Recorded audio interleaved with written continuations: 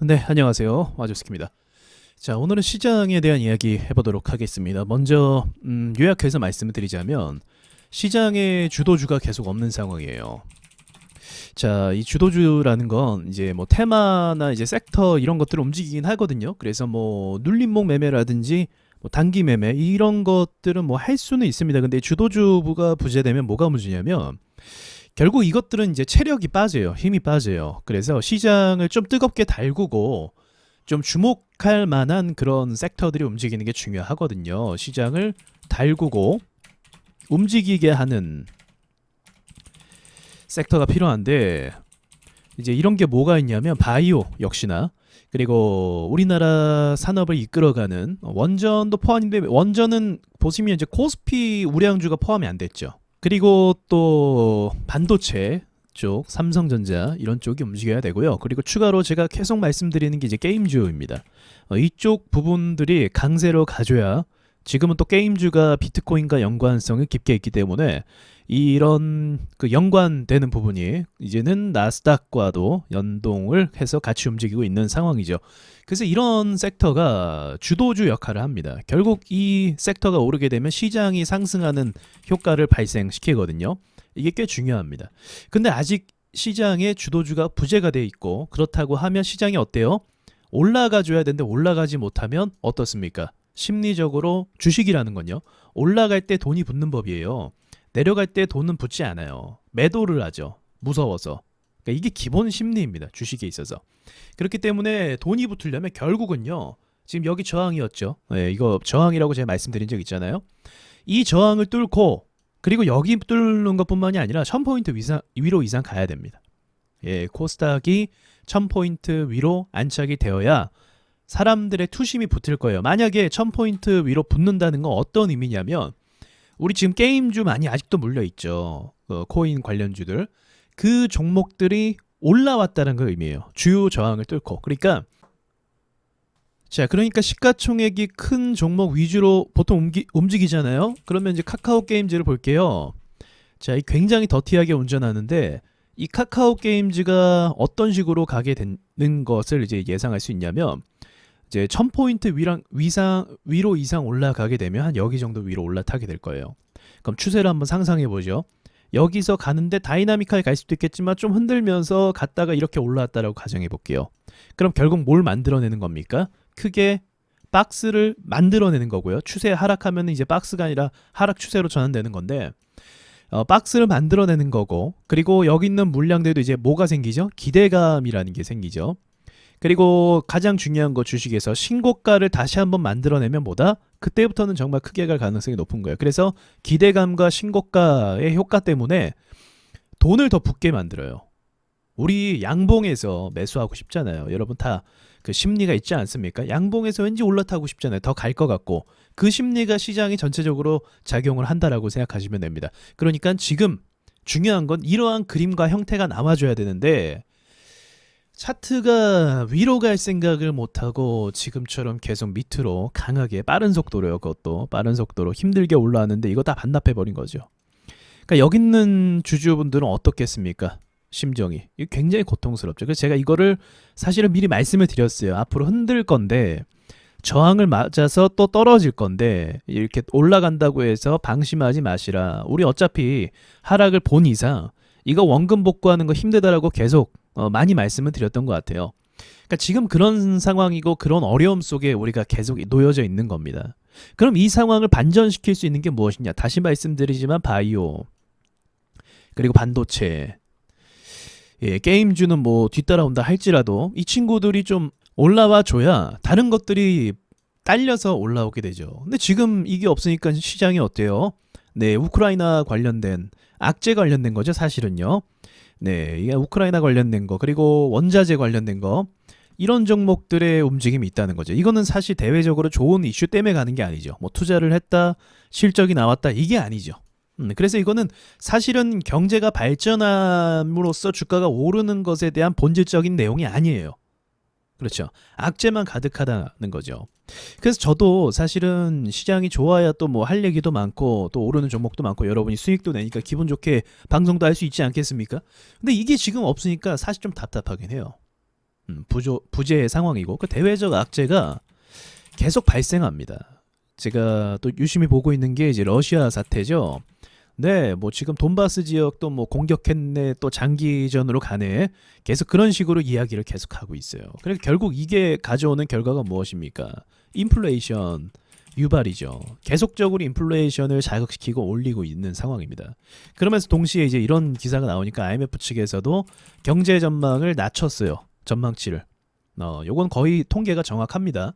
그러니까 올해의 경제 성장이 이제 무뎌질 것이다, 더뎌질 것이다, 그렇게 예상을 할 수 있는 거고 실제로 그렇게 될 가능성이 굉장히 높은 거죠. 뭐 그러나 이제 주식이라는 건 선반영을 하기도 하는 부분이기 때문에 지금 어느 정도 많이 선반영을 했다라는 의견도 있습니다. 그래서 그거는 지켜봐야 되지만 저는 결론적으로 그 말씀을 드리고 싶어요. 어쨌거나 저쨌거나 주도주가 시장을 끌어올릴 수 있는 주도주가 부재되면 할 말이 없어요. 제가 뭐 이렇게 될 것 같다 저렇게 될 것 같다 이야기를 하지만 항상 결론에서 말씀드린 건 무엇입니까? 수급이죠. 결국은 세력의 주도주 수급이 들어와야만 이 상황이 해결이 될 수 있습니다. 자, 그러면 우리 한번 보죠. 이게 우연히 들어오는 게 아니라 진짜로 제가 세력 하는 게 왜 그러냐면 이게 다 세력 마음이에요. 그냥 진짜로요. 보시면 자, 삼성전자 보십시오. 움직일 때 시장 좋게 만들 때 어떻게 끌어올라갑니까? 네, 보시다시피 슈팅 만들어내요. 슈팅 나오고 급락시키고 슈팅 나오고 급락시키고 여기도 슈팅 갭상승 보이시죠? 살짝 조그맣게 자세히 볼까요? 자, 갭상승은 뭐라고 했죠? 시초가 상승시키는 건 아무나 할 수 있는 게 아닙니다. 진짜 아무나 할 수 있는 게 아니에요. 자, 시초가 갭상승했죠. 여기. 자, 그리고 여기도 시초가 갭상승했죠. 패턴이 비슷해요. 누르고 가는 거.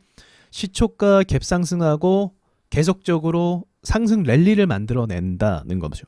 그러니까 시초가 갭상승과 더불어서 신고가. 자, 우리 단타하는 분들도 굉장히 아는 공식 중에 하나가 있어요. 단타하는 사람들의 거의 뭐 다 알고 있는 공식 중에 하나가 신고가 내면서 갭 띄우는 거. 요건 뭐다? 이거는 정말 강세주에만 나오는 패턴입니다. 그럼 이제 이해가 되시죠? 강세주에만 나오는 패턴이 삼성전자에 나와야 이 시장이 좋아진다라는 거를 말씀드릴 수가 있는 겁니다. 자, 신고가 플러스 갭상승이죠. 그럼 지금 이 공식을 대입해서 한번 볼게요. 신고가 플러스 갭상승. 신고가가 되려면 지금 어디로 가야 됩니까? 야, 일단은 여기부터 가야 돼요. 그래서 이전에 제가 많이 말씀드렸던 게 8만 원을 좀 위로 올라간 다음에 대화를 해야 된다.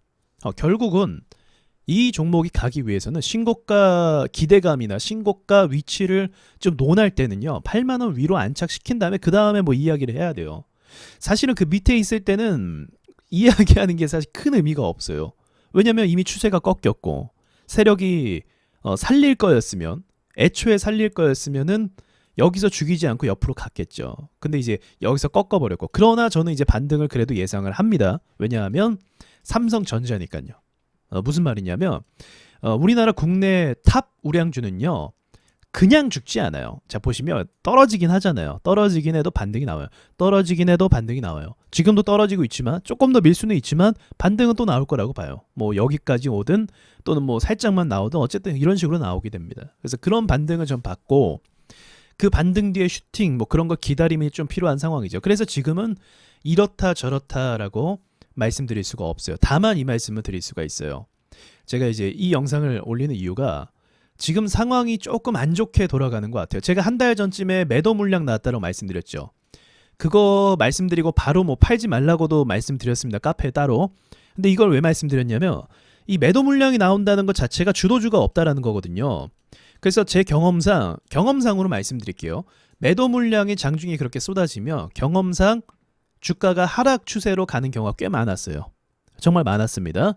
그럼 이거를 이제 단정 지을 수는 없으니까 극복을 해주려면 어떻게 해요? 당연히 주도주가 다시 들어와 줘야 돼요. 근데 제가 계속 지켜보고 있었거든요. 근데 여러분도 알다시피 카카오 게임즈나 또는 뭐 제약바이오에서 좀 가져야 되잖아요. 근데 그게 안 나오고 있었죠. 계속적으로. 오히려 하락 맞았고 그리고 제가 또 안 좋은 소식을 사실 말씀드렸죠. 일동제약 이야기예요. 일동제약이요. 자, 이거 일동제약이 이렇게 이미 차트가 박살나잖아요. 그러면 시장 분위기가 완전 박살난다라고 보시면 됩니다. 제약바이오는요. 이게 제약주는요. 이게 중심이에요. 코스닥의 중심, 테마주의 중심, 세력주의 중심, 작전주의 중심. 이 중심입니다. 근데 얘가 깨졌다? 돈 뺀다는 거예요.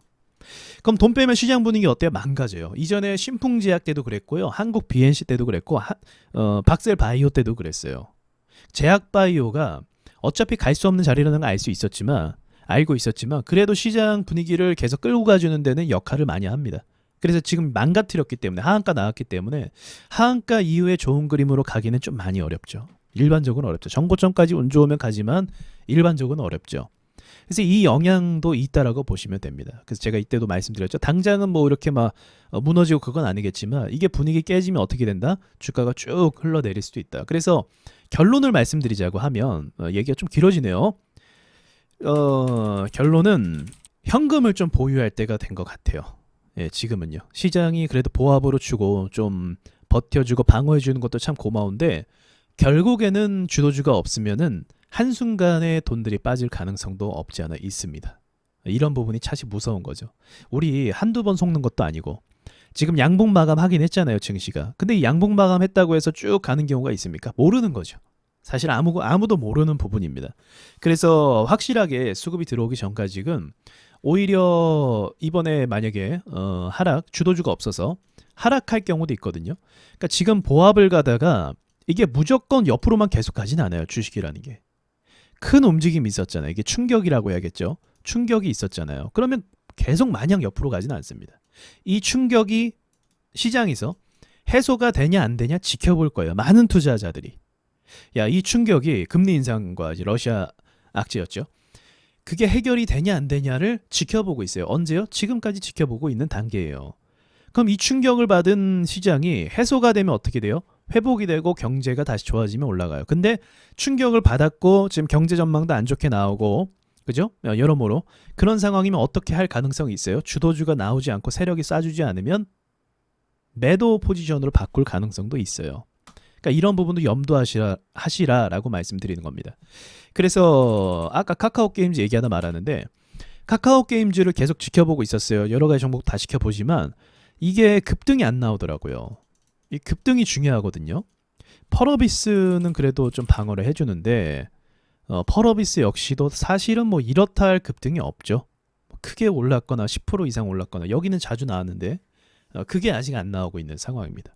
그래서 그런 상황이 나오기 전까지는 우리가 좀 보수적으로 시장을 볼 필요가 있겠다. 이제 좀 생각이 들더라고요. 대외적으로도 계속 악재를 때리고 있는 상황이라서 아마 많은 사람들이 좀 불안감이 있을 거라고 생각은 합니다. 물론 이제 원자재나 곡물 쪽으로 오르는 건 맞지만 이거는 좋은 일로 오르는 건 아니에요. 그리고 마지막으로 마치면서 지금 기업들도요 지금 긴장 상태에 놓여 있습니다. 사실은요. 이제 원자재 가격이 오르기 때문에 이제 매출 구도가 많이 바뀔 거거든요. 이 부분에 대해서 극복을 해야 되기 때문에 그래서 약간은 좀 혼란스러운 상황을 좀 겪고 나서 안정화가 되면 됐지 지금 당장에 이런 상황에서 이제 공격적으로 투자하거나 뭐 설비하거나 그런 게 또 주춤되는 상황이라고 볼 수가 있습니다. 그러니까 자재비가 더 많이 드는 거죠. 과거에는 뭐 100억을 투자할 걸 이제 원자재 값이 올라서 110억, 120억 이렇게 투자할 수도 있는 거예요. 그리고 인건비도 오르겠죠. 하청업체에게 물건을 이제 맡기고 생산을 하려고 하는데 원자재 값이 오르니까 그쪽에서 더 많은 걸 요구할 수도 있고 전체적으로 인플레이션이 유발되기 때문에 이런 부분에 대해서는 제가 봤을 때 몇 분기, 한 1, 2분기 정도까지는 좀 문제를 안고 갈 가능성이 있어요. 근데 제가 그전에 또 말씀드렸던 것처럼 어쨌든 시장이 저평가가 되면요. 지금 인플레이션을 극복하기 위해서는요. 결과적으로는 기업들이 어떻게 하겠습니까? 요거로 한번 생각해야 되는데 기업들은 결과적으로는요.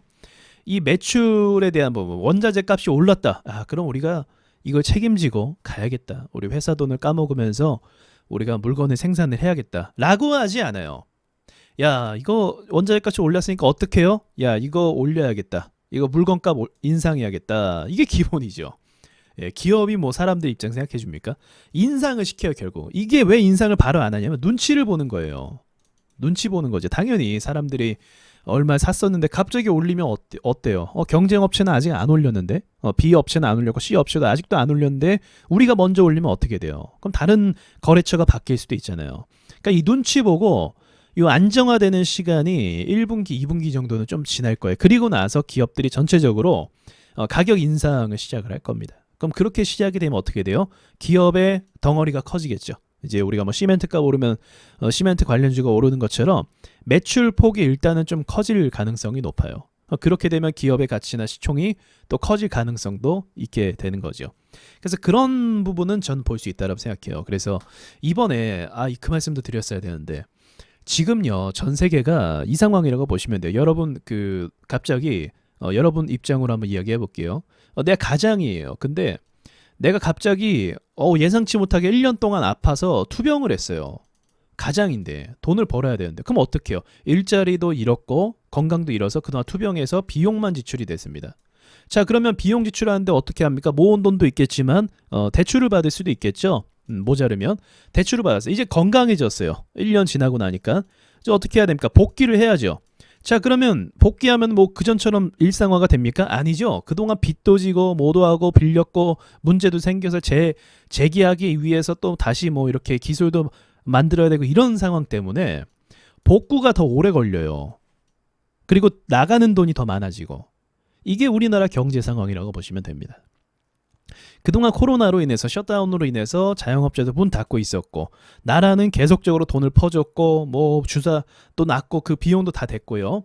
그리고 또 뭐 이렇게 치료제 비용도 다 나라에서 되는 거고 그래서 세금을 어마어마하게 지출을 많이 했습니다. 그럼 이제 어떻게 합니까? 이제 마스크도 해제하고 이제 일상생활 복귀한다고 하면 어떻게 해야 돼요? 복구해야죠. 그럼 정부 입장에서 어떻게 하겠습니까? 일하라고 이제 막 책찍질 하겠죠. 사람들 일해라 돈 벌어와라 이런 식으로 할 수밖에 없어요. 그러니까 선택의 여지가 없는 거예요.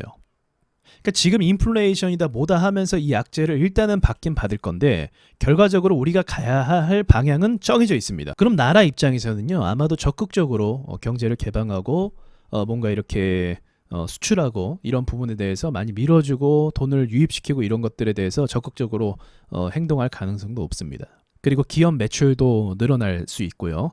그래서 그런 부분을 봤을 때 지금 뭐 선택의 여지가 없어요. 그래서 결과적으로 가야 할 길은 정해져 있기 때문에 저는 주도주는 결국 나올 거라고 봅니다. 나올 거라고 보지만 지금 상황에서는 그게 언제 나올지를 전혀 알 수가 없는 상황이고 우리가 꽤 오래 기다렸잖아요. 그런데도 아직도 특별한 섹터나 주도 섹터가 나오지 않고 있기 때문에 아직은 그 상황을 좀 기다려야 된다라고 볼 수가 있습니다. 그래서 현금을 좀 보유해 놓는 편이 지금은 낫고요.